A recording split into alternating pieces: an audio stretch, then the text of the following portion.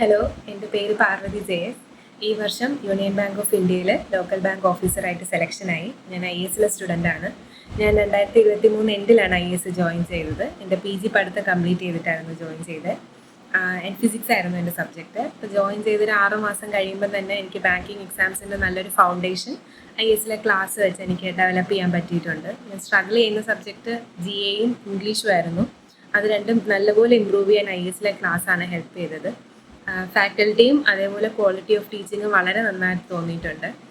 Non teaching staff ആണെങ്കിലും teaching staff ആണെങ്കിലും നല്ല സപ്പോർട്ടാണ് എല്ലാവർക്കും. പിന്നെ അവിടുത്തെ കമ്പ്യൂട്ടർ ലാബ് നമുക്ക് റിയൽ എക്സാം നൽകുന്ന പോലെ തന്നെ മോക്ക് ടെസ്റ്റ് ചെയ്യാൻ പറ്റും. അപ്പോൾ അതും വളരെ നല്ലൊരു ആയിട്ട് തോന്നിയിട്ടുണ്ട്.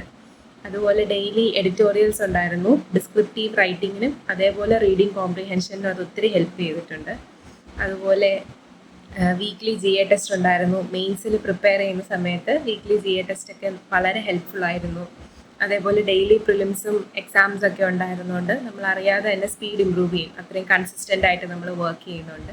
അപ്പം എല്ലാ ബാങ്കിങ് എക്സ്പീരിയൻസിനും എന്തായാലും ഞാൻ റെക്കമെൻഡ് ചെയ്യും. IAS വളരെ നല്ല ഇൻസ്റ്റിറ്റ്യൂട്ടാണ്.